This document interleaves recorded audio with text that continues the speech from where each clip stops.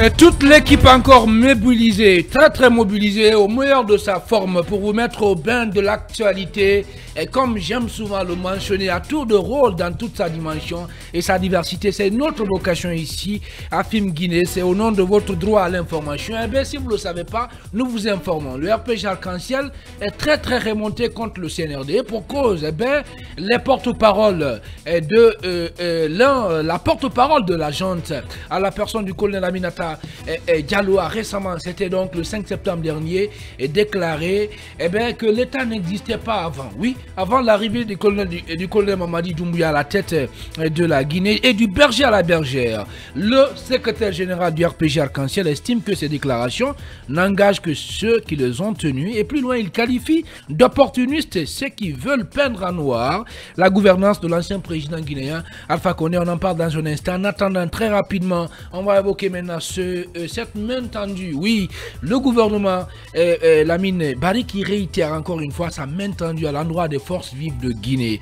Est-ce que c'est une main tendue, vous pensez, qui va être saisie? Est-ce que c'est une opportunité qui mérite plutôt d'être saisie par les forces vives de Guinée pour décrisper la crise politique que traverse la Guinée? Au fait, certainement allusion à cette sortie d'Ousmane Gawal Diallo en marge du compte rendu du Conseil des ministres, mais il faut dire qu'il a fallu qu'une question lui soit posée par rapport aux dernières manifestations qui ont connu donc des violences et des morts pour qu'il s'exprime. Parce que j'ai l'impression que la question n'a pas été débattue lors du Conseil des ministres, puisqu'il n'a pas dit dans les grandes lignes, mais il a fallu que les journalistes lui posent des questions par rapport à ces violences-là. Justement, il dit que la violence n'est pas la solution, que la main tendue du gouvernement reste de mise, mais il faut aller au-delà de la communication. Concrètement, qu'est-ce qui est fait pour concilier les positions? Parce qu'à mon avis, c'est très facile de faire des déclarations dans les médias pour dire écoutez, nous tendons la main. Si peut-être je ne préconise pas une diplomatie de mégaphone, mais une diplomatie souterraine. Est-ce que cette démarche est en train d'être menée? La réponse est non, parce que quand vous interrogez les acteurs des forces vives de Guinée, ils vous diront que actuellement le dialogue est totalement rompu. On sait qu'à un certain moment, les religieux avaient pris l'initiative pour mener des démarches auprès du gouvernement, mais aussi auprès des acteurs politiques pour concilier les positions. Mais on a l'impression que cette démarche n'a pas prospéré. Je ne parlerai pas d'échec d'emblée, mais ça n'a pas donné. Donc aujourd'hui, il faut que le gouvernement aille au-delà de cette déclaration platonique qui consiste à dire que la main tendue, la main reste tendue, parce que même ceux qui ont pris part au cadre de dialogue aujourd'hui, la plupart de ces acteurs-là n'ont pas la même perception de la chose. C'est-à-dire, même ceux qui ont pris part au cadre de dialogue n'ont pas la même lecture sur la conduite de la transition. Eux-mêmes, à mon avis, ils ont vu leur espoir douché. Donc aujourd'hui, le gouvernement a intérêt à sortir de ces déclarations pour aller rencontrer, pourquoi pas le colonel Doumbouya lui-même. Il peut prendre ses responsabilités à un certain moment, même si encore une fois je ne vais pas résumer l'État à la personne du colonel Doumbouya, mais si les ministres n'arrivent pas à réussir, et les facilitatrices qui ont échoué parce qu'elles ont été mises là pour concilier les positions, mais j'ai l'impression qu'elles sont éloignées de leur mission principale, elles n'ont pas réussi à concilier les positions. À un certain moment, il faut que le colonel Mamadi Doumbouya prenne le taureau par les cornes pour dire attention, comme ça n'a pas prospéré, qu'il prenne lui-même ses responsabilités, rentrer en contact direct avec les... Oui, mais si le gouvernement n'arrive pas... Parce qu'aujourd'hui... La transition, si vous le permettez, a des institutions. On a un gouvernement qui est en place, on a un CNT aussi qui est en place là. Et au-delà de tout ça, on a des facilitatrices. Oui, mais, voilà, allez, mais ça n'a pas donné. Non, mais rien ne dit... C'est pas quand même lui qui va se lever pour aller vers les gens. Mais aucun texte ne l'interdit. Non, aucun texte n'interdit. Aujourd'hui, quand vous interrogez certains acteurs politiques, ils disent nous voulons un face-à-face. Donc face-à-face entre Forces Vives et le CNRD, qui reste quand même l'organe central de la transition. Donc aucun texte n'interdit au colonel Doumbouya de prendre son téléphone par exemple et appeler. On a vu ce qui s'est passé récemment au Gabon où le président de la transition quand même a pris des initiatives personnelles. Donc si la décrispation passe par là... La transition n'a pas 2 mois là-bas. Hein. Non, c'est oui, mais je parle de ces initiatives. C'est pas parce que même si ça n'a pas fait une au semaine. Début, au lendemain du 5 septembre, le colonel parlait avec les Céloudalins et les Oui, justement, mais il peut continuer à parler avec eux. Ce n'est pas interdit quand même. Bien, je pense que si cela peut contribuer à la décryptation donc, du climat politique, le colonel Mamadi Doumbouya peut bel et bien faire dans l'intérêt supérieur de la nation. Ibrahim Koné. Écoutez, moi je voulais juste dire que oui, les forces vives, je suis d'accord. Mais aujourd'hui, quelle est la question fondamentale? C'est aller aux élections. Qu'est-ce que le gouvernement est en train de faire? C'est de préparer tous ces éléments, les segments permettant d'aller aux élections. Et les choses sont là. Je pense que tout est clair. Maintenant, au-delà de tendre la main, le gouvernement le fera toujours. Nous autres, communicants, journalistes, notre salut, c'est la paix. Qui veut quoi en Guinée? Mieux que la paix. Il faut bien que les gens viennent autour de la table, je l'ai toujours dit, qu'on s'asseye, qu'on discute. Ça ne sert à rien qu'on se tire dessus, que des Guinéens perdent leur vie. Je présente toutes mes condoléances aux familles éplorées. Mais que ceux qui le font, la dernière fois, je suivais une fois de plus le ministre Ousmane Gawal, c'était sur les ondes de FIM FM, qui disait « Je ne vois personne, quels sont ceux qui ont appelé à la manifestation ?» Et au-delà, je veux dire, il faut bien qu'il y ait une conscientisation de dire d'où nous venons. Ces 10 dernières années, on a vu. Qu'est-ce que cela nous a coûté? Ces bras de fer perpétuels avec l'État, avec le gouvernement. Ça a été soldé par quoi? Et je pense qu'il y a un moment, il faut bien qu'on se ressaisisse, qu'on se regarde droit dans les yeux et qu'on se dise, écoutez, depuis un certain temps, le Premier ministre guinéen, Dr Bernard Goumou, ne cesse de tendre la main, d'aller de siège en siège, discuter avec tout le monde. Il y a eu les facilitatrices, comme vous l'avez dit tout à l'heure. Le CNT en fait plein, puisqu'ils sont allés à l'intérieur. Il y a eu des commissions qui ont fait le tour du pays pour prendre, recueillir. Qu'est-ce que les Guinéens de l'intérieur veulent? Comment on peut piloter les choses? Tout le problème, deux fois, tu as l'impression que la Guinée s'arrête à Conakry. Et je dis non. La Guinée ne s'arrête pas à Conakry. À l'intérieur du pays, il n'y a pas force vive, les gens travaillent.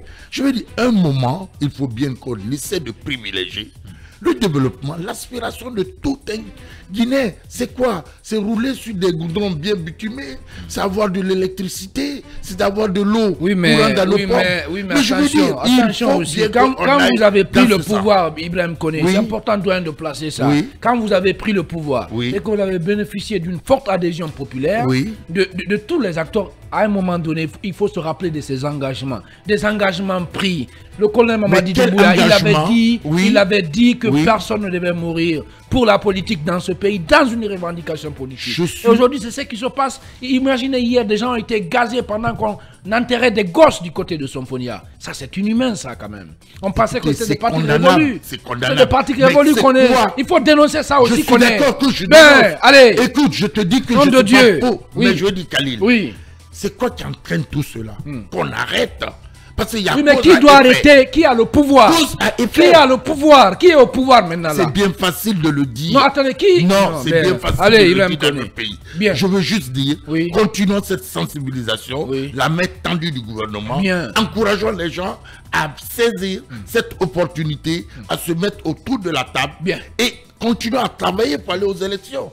C'est ce qui est en train d'être fait par le gouvernement. D'accord. Et je pense que l'idéal aussi, pour les partis politiques, c'est d'aller dans ce sens. Tout à l'heure, je voulais placer un mot, laissez-moi placer, concernant cette guéguerre au sein de l'UFDG. Moi, j'encourage vraiment l'alternance dans nos partis politiques. Ça, c'est un deuxièmement. Je ne dirais pas que je soutiens à 100% ou 200% le ministre Ousmane Gawal, mais je veux dire, aujourd'hui, il est en train de montrer autre façon de faire. Ce dont nous, on était habitués en Guinée, quand il y a des problèmes dans les partis avec le premier responsable, on quittait pour aller reformer son parti.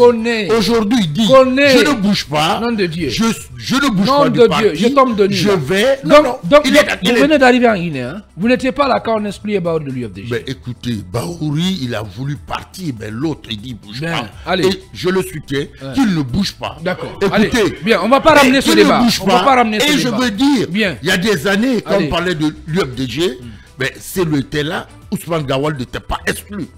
et tout le monde l'acclamait. Alors, c'est pas aujourd'hui qu'on doit le faire passer comme, je sais pas, on doit le mettre dans une espèce de fumoir, le faire disparaître, et comme en claquant le doigt. Non, il a ses droits. Merci Koné. Merci Koné. Oui, voilà. Basseko, rapidement, votre grille de lecture par rapport à cette main tendue qui intervient quand même, il faut le rappeler, hein, dans un contexte très difficile. Alors, il y a un paradoxe. Et est-ce que cette main tendue du gouvernement guinéen, tel que dit par le porte-parole du gouvernement Ousmane Gawal en répondant à une question des journalistes, est-ce que cette main tendue est sincère? Moi, je dis non. Au regard des derniers développements de l'actualité, de certaines interventions dans les médias, vous vous rendez compte qu'il y a un écart entre cette main tendue et la pratique même sur le terrain. D'abord, si vous prenez le cadre de dialogue qui a eu lieu, là où plusieurs partis politiques, des acteurs de la société civile ont participé, il s'agit de cette conférence des présidents des coalitions Baouri, Lansana Kouyaté, Faya Milimouno, deux acteurs de la société civile qui ont accepté de prendre part à ce cadre de dialogue qui a été d'ailleurs rejeté, dont le format a été rejeté par les forces vives de Guinée qui ne croyaient pas du tout à ce cadre-là.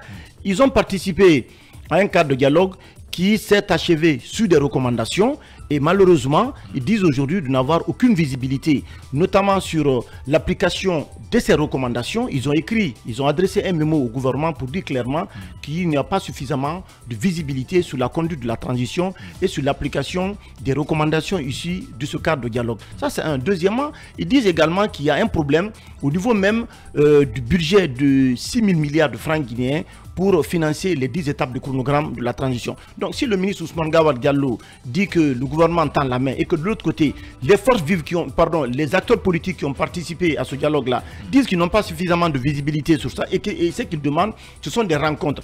Et de l'autre côté, vous avez le ministre de l'administration du territoire, de la décentralisation, qui dit qu'il reste tout droit, qui reste en application avec le décret du président qui a été pris pour confier la nomination des chefs de quartier et de district au gouverneur. Vous savez, un décret très polémique, très controversé aujourd'hui.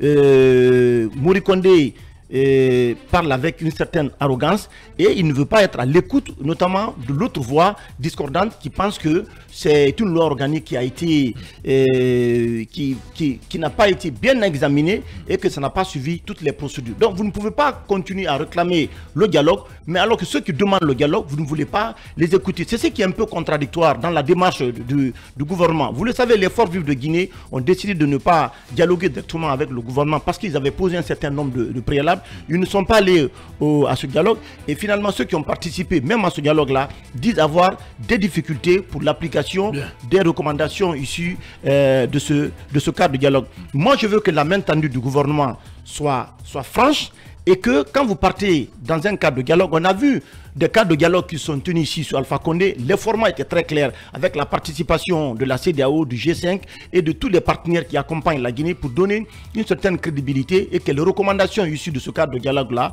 puissent engager la responsabilité de tout un chacun. Mais lorsqu'il y a des partis qui ne sont pas partis au dialogue et que les conditions qu'ils posent, vous ne voulez pas être à l'écoute des préalables, des conditions qu'ils posent, c'est la démarche de mon point de vue devient très compliquée. Ce qui fait aujourd'hui que le gouvernement est en train de piloter cette transition-là de façon unilatérale parce qu'il y a plusieurs décisions aujourd'hui qui sont prises qui n'engagent pas une bonne partie des citoyens qui se retrouvent dans certaines formations politiques et dans certaines organisations de la société civile. Bien, Abouakar Junior et Camara, pourquoi, selon vous, les forces vives de Guinée doivent saisir cette opportunité pour faire valoir leur point de vue par rapport à la conduite de la transition, pour un peu défendre leurs revendications, les amener surtout, contraindre le gouvernement à se plier?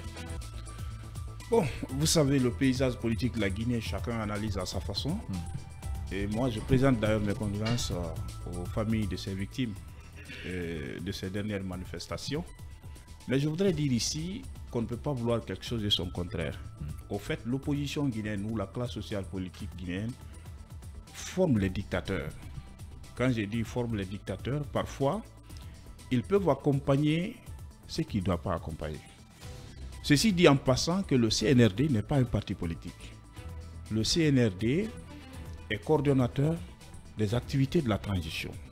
On a proposé 10 chronogrammes. Mais quand on est coordinateur là, on doit être équitable. Non. On doit être juste. C'est ce que je veux on dire. Doit être à l'écoute il ne faut pas donner l'impression que le CNRD est une mouvance politique. C'est ce qu'il ne faut pas parce que... Oui, mais qui a donné l'impression que non, le CNRD on donne l'impression parce que... parti. C'est-à-dire, on donne l'impression dans la mesure où on s'oppose catégoriquement. Non, non, attendez. Si on s'oppose au CNRD... Pas catégoriquement. Non, c'est qu'on s'oppose au CNRD. On a juste... C'est comme si le CNRD... Les gens n'ont fait que réclamer un cadre de dialogue inclusif. Un cadre de dialogue qui tient compte de tout le monde, de toutes les opinions. Ça, c'est de la mer à boire. On a vu Junior, ici les assises. attendez, ça, c'est de la mer à boire, ça. Il y a un cadre de dialogue qui a été piloté. Nom de Dieu. S'il vous plaît. Allez. On a reçu ici les acteurs politiques au palais. Oui. À quelques mois seulement. Quel acteur politique? Mais on a appelé quel acteur politique? Tous les partis politiques, la société civile. Bien. On a demandé à chacun, d'accord, de ces partis de faire des propositions pour la conduite de la transition. Excusez-moi, même là où... Excusez-moi. Attendez, vous parlez de quel parti politique? Même là où m'a mieux implanté que certains partis politiques. Écoutez, le dialogue national n'a pas besoin de particulier. Je veux dire ici, la politique nationale, c'est-à-dire les décisions pour le développement de la nation, ce n'est pas un problème personnel.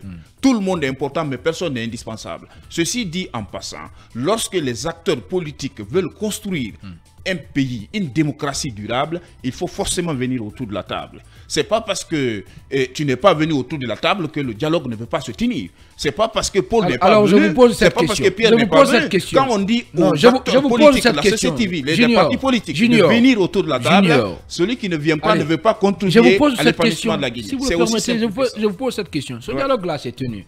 Mais est-ce que ça a empêché les manifestations? Ça a empêché les morts? Mais qui manifeste? Ça a empêché les morts? Qui manifeste? Qui appelle à la manifestation? Allez, on ne peut pas produire les mêmes causes et s'attendre aux résultats différents.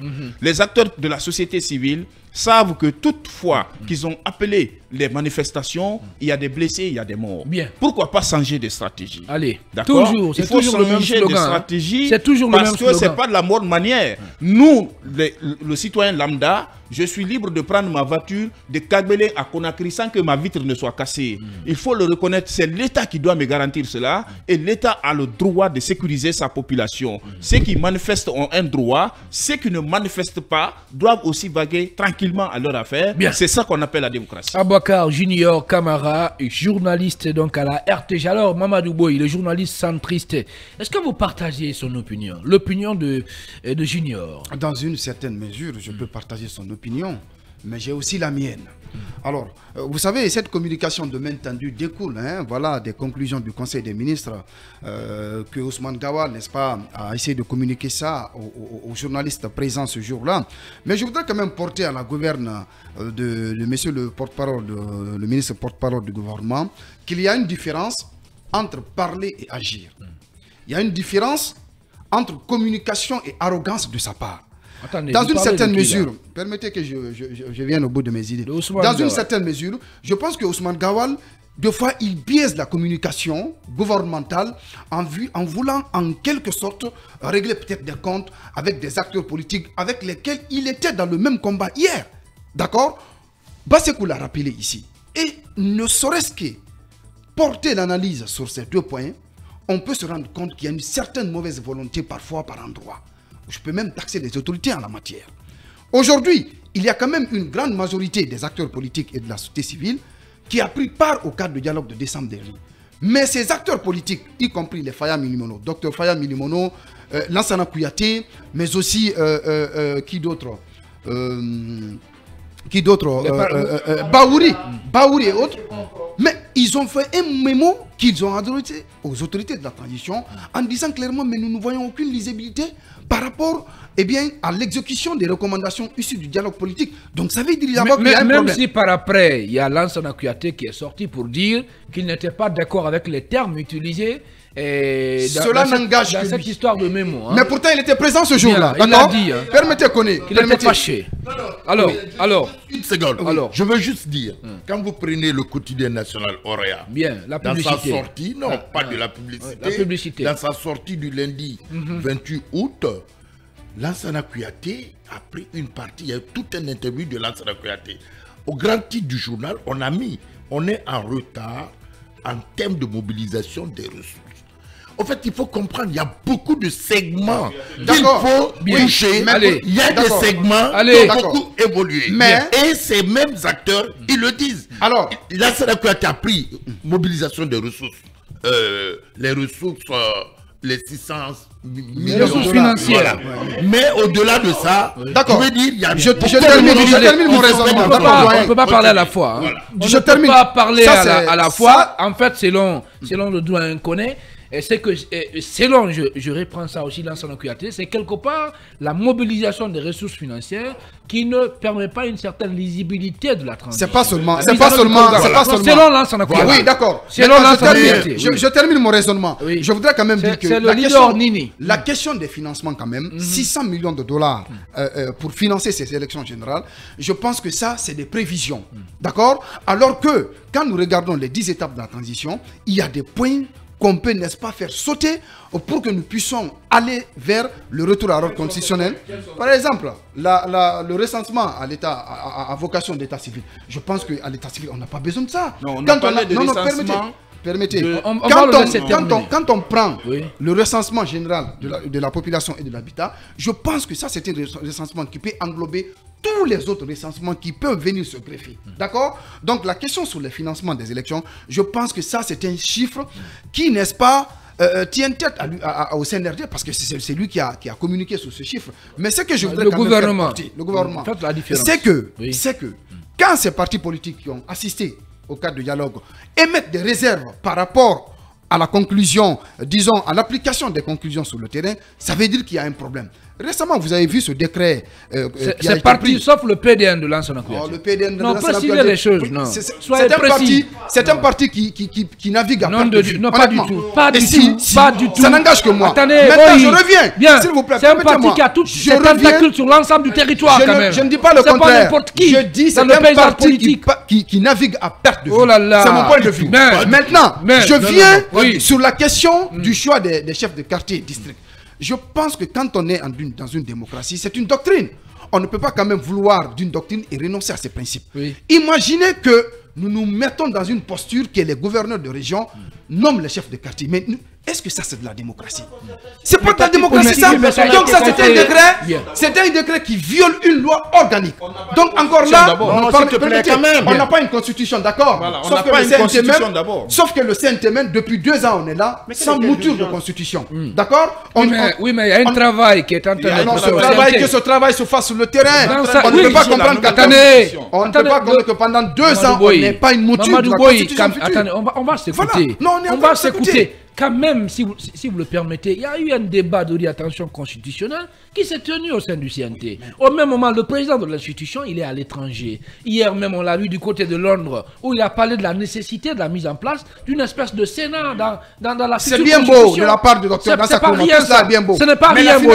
Il faut reconnaître ça, le bon travail. Vous avez une mouture de cette constitution? Le débat n'est pas là-bas. Je dis encore une fois, si vous voulez tendre une main tendue sincère, tendez la main. Mais quand on est dans la mauvaise foi, cela ne peut pas aller. Je pense qu'aujourd'hui, le dialogue, il est indispensable pour une sortie de crise en Guinée. Le CNRD doit comprendre que, pour le moment sur le terrain, franchement, ils font des actions qui sont à saluer. Il y a des acquis, ne serait-ce que sur le plan économique et infrastructurel. Qui ne dit pas cela, c'est de la mauvaise foi. Moi, je reconnais des acquis. Mais ces acquis ne peuvent être pérennes sur le terrain que lorsque vous avez une stabilité politique et sociale. Et cette stabilité politique et sociale passe par le fait que tous les acteurs qui concourent, n'est-ce pas, qui participent à cette transition, parlent ensemble, se communiquent. Il faut ce cadre de dialogue. Autant on doit en tout cas faire en sorte que ce dialogue soit là, autant on va minimiser les dégâts et les problèmes sur le terrain. Mais si le CNRD continue de faire solo, comme ils sont en train de faire, je pense qu'il y a des limites à ce niveau. Merci Mamadou Boye. Merci Mamadou Boye. Oui, Lamine, rapidement. Que le gouvernement est de mauvaise foi, je vous explique pourquoi. Pardon? Oui, par rapport à la mobilisation des fonds. J'ai dit le gouvernement est de mauvaise foi. Regardez, j'explique. Non, je m'explique. On va le laisser terminer. Le gouvernement dit il faut 6 000 millions, près de 600 millions de dollars pour organiser. Mais on vous dit que le recensement général n'a aucun impact sur le chronogramme de la transition. Mais le peu d'argent que le gouvernement mobilise, on injecte dans dans le recensement général. Ce qui n'a aucun impact avec le retour à l'ordre constitutionnel. Oui. Deuxièmement, mais quand j'écoute Kouyaté, je tombe de nu. Moi, je me rappelle quand le ministre de l'administration du territoire a donné ces chiffres-là. J'étais dans la salle à l'hôtel Kaloum. Ce jour-là, il y a ADC Bok qui a pris la parole pour dire qu'il n'était pas d'accord lors de l'interview.